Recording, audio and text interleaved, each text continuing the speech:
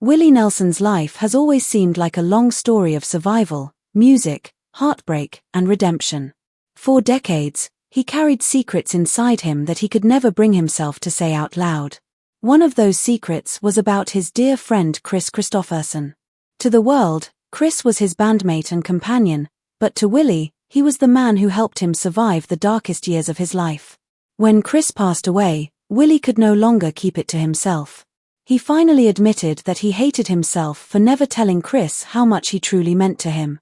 He had lived with that regret, and by the time he shared the truth, it was too late. The words broke out of him like a confession of pain, because some secrets are too heavy to carry alone. Willie's story begins on April 29, 1933, in the tiny town of Abbott, Texas. At that time, America was in the middle of the Great Depression, the worst economic crisis in its history. Jobs were gone, families were starving, and small towns like Abbott struggled to hold on. Willie's family was not spared.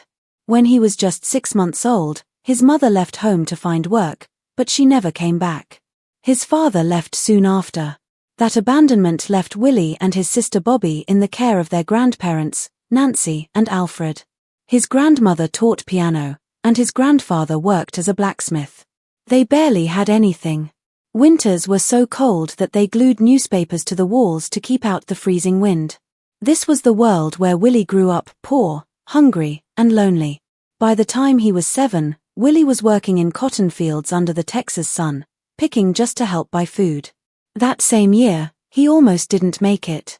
He caught pneumonia in 1940, a sickness that was taking the lives of children everywhere. Medicine was not advanced, and thousands of kids were dying from it every year. Willie pulled through, and surviving that illness gave him a toughness he would need for the rest of his life. His grandfather tried to give him something to hold on to, and when Willie was 6 years old, he put a guitar in his hands. It was a cheap one, nothing fancy, but the moment Willie touched it, he felt something click inside him. By the age of 7, he was already writing little songs. Music became his escape, his lifeline. When he turned 10, he was playing in bars, earning more money than most adults in his town. A small boy in dusty overalls had turned into a musical prodigy. Still, home was strict. His grandmother was deeply religious and did not allow dancing, thinking it was sinful. Every Sunday, Willie sang in the Methodist church choir, pretending to be the perfect church boy. But in secret, he smoked cigarettes, drank beer, and listened to Bob Wills and his Texas Playboys on the radio. He felt guilty and terrified that he was going to hell, but he couldn't let go of the music. It called to him in a way the church could not. Years later, when the old church in Abbott was in danger of closing, Willie bought it to keep it alive, almost like repaying a debt to the place where his journey began. In 1939, when Willie was just 6 years old, tragedy struck again. His grandfather Alfred died of pneumonia. The man who had raised him, taught him guitar, and been his anchor was suddenly gone. Willie said it felt like losing a father. From then on, life grew harder. He woke up every morning to milk cows before school, worked long hours, and faced a world that seemed determined to break him. Yet, instead of giving up, Willie grew more stubborn. That was where the outlaw spirit inside him was born, the refusal to live by anyone else's rules. When he finished high school in 1950, Willie joined the U.S. Air Force, hoping to serve his country. But only 9 months later, a back injury forced him out. His military dream ended before it could even start. With no clear path, he turned back to the only thing that ever gave him hope: music. In 1956, he moved to Vancouver, Washington, and took a job as a radio DJ. That same year, he recorded his first single, No Place for Me, and pressed it on his own label, Willie Nelson Records. He sold copies for $1 along with signed photos. Without big label support, he still managed to sell 3,000 copies through his radio show. But the money was never enough. Willie washed dishes, worked late nights, and even tried to join a popular show called the Ozark Jubilee, only to be rejected. Eventually, he gave up and went back to Texas, where he sold Bibles, vacuum cleaners, and encyclopedias just to keep food on the table. Still, he never gave up on music. In the rough honky-tonk bars of Fort Worth, he found work singing. These bars were wild, full of fights and drunks. Willie needed someone to protect him, so he hired Paul English as his drummer and bodyguard. Paul was tough-looking, with a devilish goatee and a gun always nearby. Together, they survived the dangerous nights.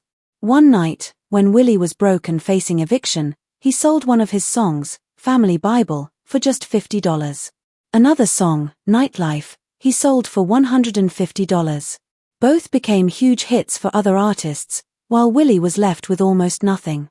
He learned the hardest lesson of his career: always own your music. By 1960, Willie moved to Nashville, chasing a dream that nearly broke him. He was close to 30, broke, and sleeping in his car. On a snowy night, he was so hopeless that he laid down in the snow, waiting to die. A friend found him in time and saved him. Soon after, songwriter Harlan Howard discovered him singing at Tootsie's Orchid Lounge and convinced Pampa Music to hire him for $50 a week. That paycheck gave Willie a lifeline. In 1961, he wrote Crazy, which became a massive hit for Patsy Cline. Her husband had been playing Willie's songs non-stop, and at first she hated them. But when she sang Crazy, it became her signature song and a crossover sensation. Willie had written a masterpiece, yet he earned almost nothing from it. The labels and publishers took nearly everything. That betrayal made him despise the Nashville system. He realized he had to find another way. His own records weren't selling. In 1962, Liberty Records dropped him after releasing a few singles. Willie joined Ray Price's band as a bass player just to survive. He wasn't even good at bass, but it gave him a chance to tour. During this period, he drank heavily and even crashed his car one night, nearly dying. Somehow, he kept going.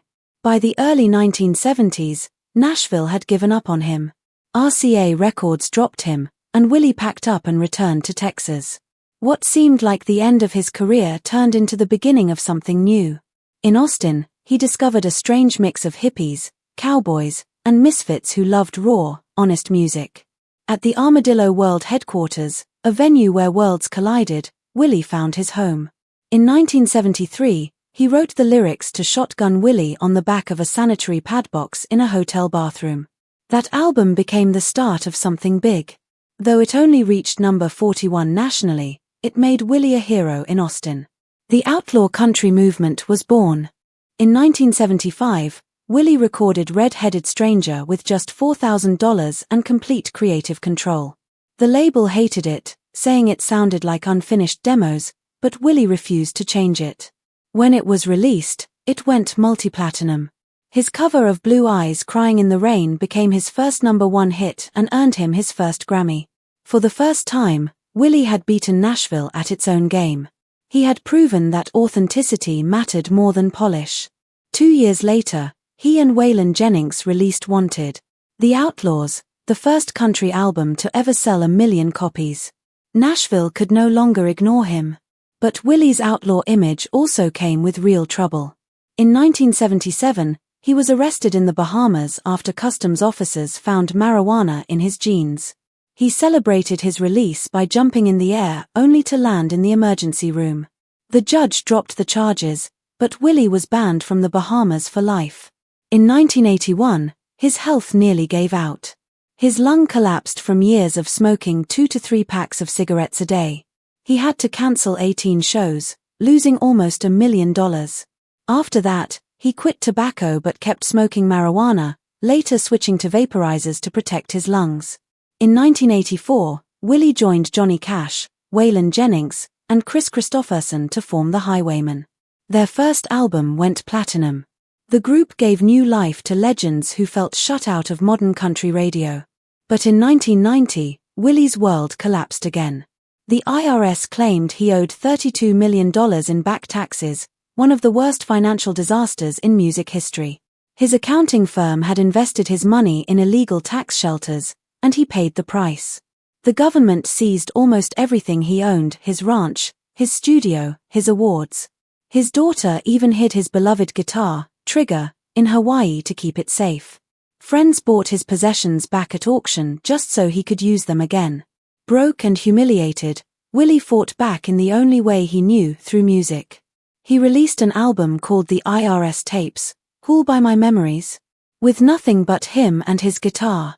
Every copy sold went to pay his debt. It didn't erase all of it, but it helped and made history. Then came the greatest pain of his life. On Christmas Day in 1991, Willie's son Billy died by suicide at just 33 years old. Billy had bought new clothes and gotten a haircut the day before, but inside he was battling depression. Willie was shattered. He carried that pain with him forever. It became another silent burden, one of the many heartbreaks that shaped his music.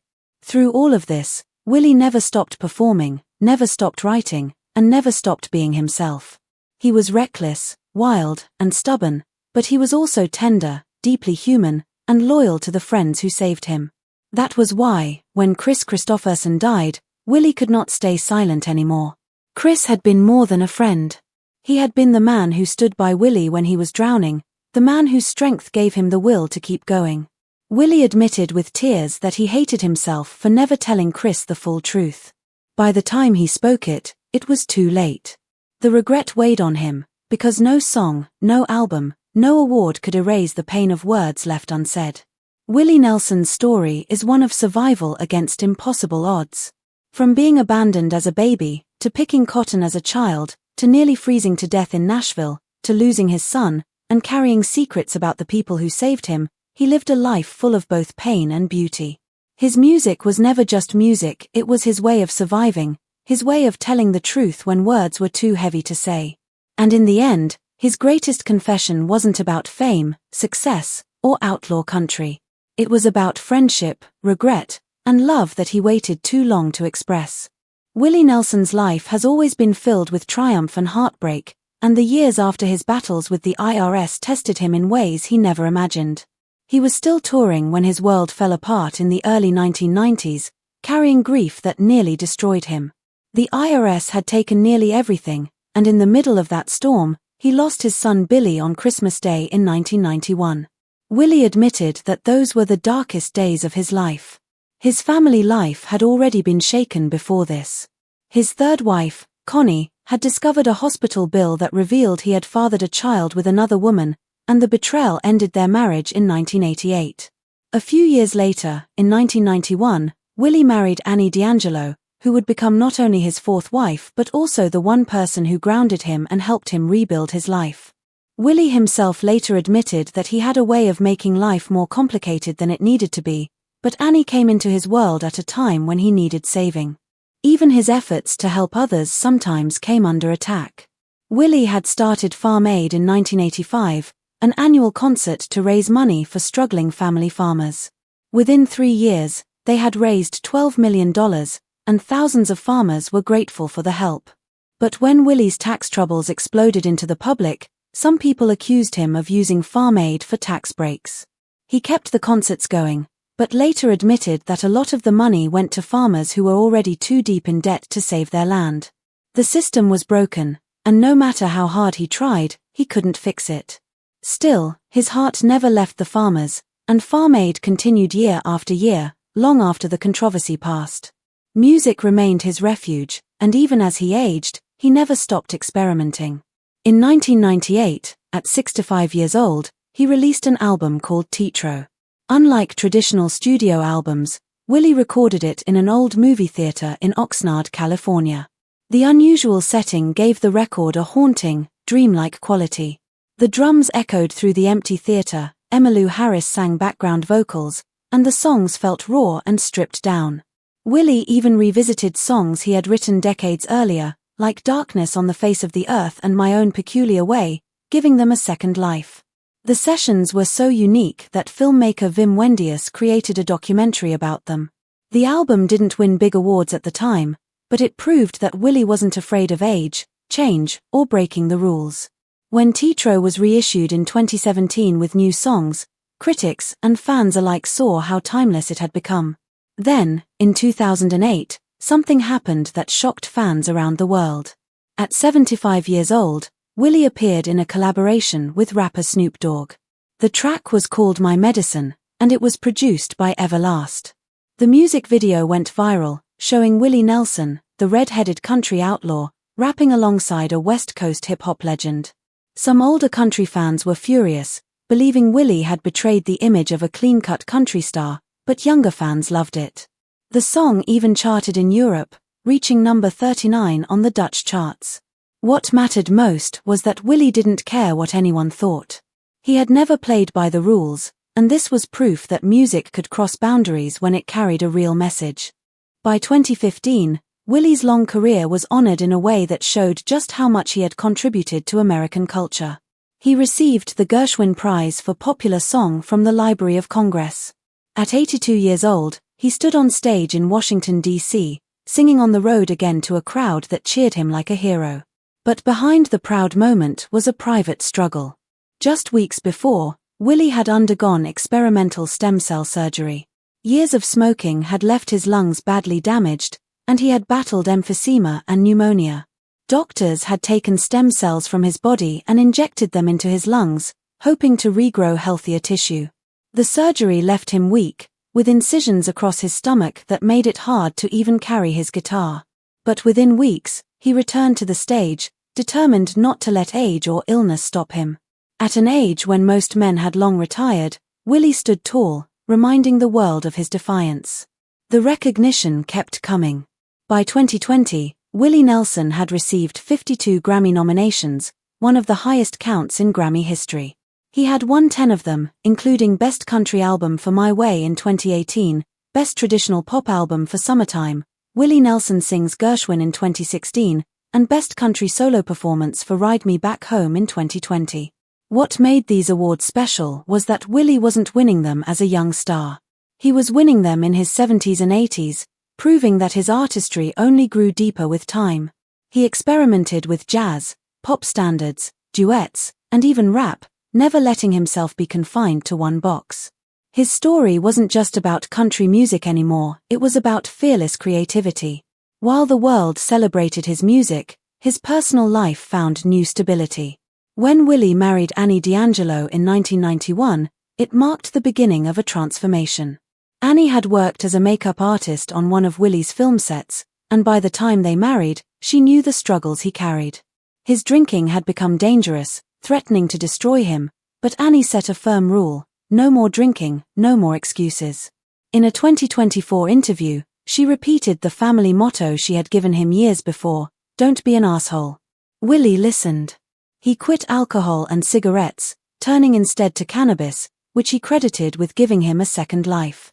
Together, they raised 2 sons, Lucas and Micah, who grew into talented musicians themselves. Today, they often tour with their father, carrying the Nelson legacy into a new generation. Even with Annie by his side, Willie's health scares never seemed to end.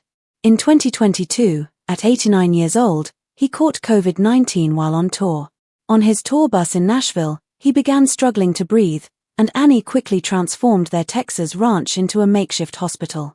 She treated him with nebulizers, antivirals, and steroids, and for a time, she feared he wouldn't survive. Willie later admitted it was one of the hardest battles of his life, and the illness left him shaken both physically and mentally. Many of his closest friends, including Merle Haggard, had died from lung problems, and fans didn't expect Willie to recover. But 3 weeks later, he walked back on stage, proving once again that nothing could silence him. In 2024, at 91 years old, Willie worried fans again when he cancelled several shows on the Outlaw Music Festival tour. Rumors spread quickly online, with fake reports claiming he was in critical condition.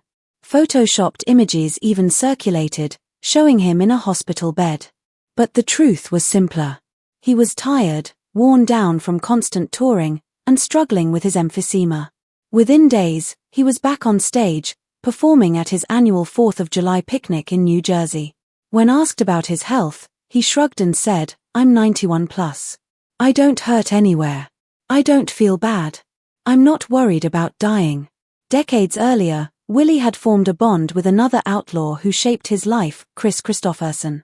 They first connected in Nashville in the 1960s, both outsiders writing songs that didn't fit the polished mold of the industry.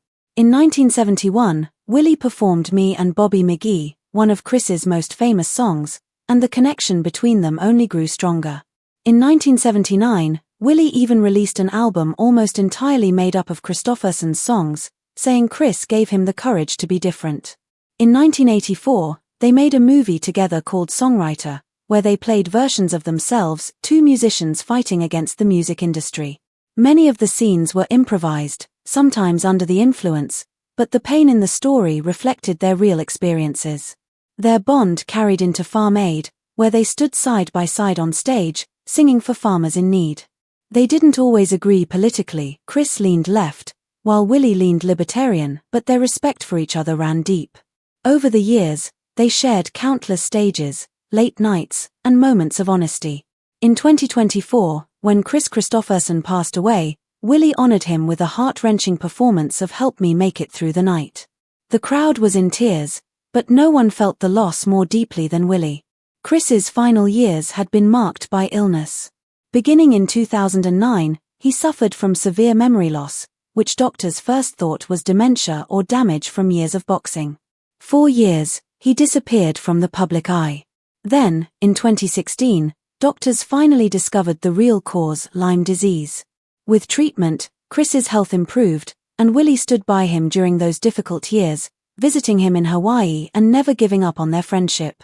But when Kris died in September 2024, Willie's grief was overwhelming. In an interview shortly after, he admitted something he had never said before. He called Kris the greatest songwriter alive, though he said it too late. He confessed that songs like Sunday Morning Coming Down, Me and Bobby McGee, For the Good Times, and Help Me Make It Through the Night had saved him during his darkest moments. He regretted not saying it when Kris was still here. By then, Willie had already lost 2 of his highwayman brothers, Waylon Jennings in 2002 and Johnny Cash in 2003. Now, with Kristofferson gone, he was the last highwayman left. He admitted it hurt in ways he couldn't put into words. The outlaw group they had formed in 1985 had been unstoppable, but now he was alone. For fans, Willie Nelson has always seemed larger than life, someone who could outlast any storm. But in those quiet interviews after Kris's death, his pain showed through. He said simply, "I hated to lose him. That was a sad time." For a man who had survived poverty, illness, loss, and betrayal, those words carried the weight of a lifetime.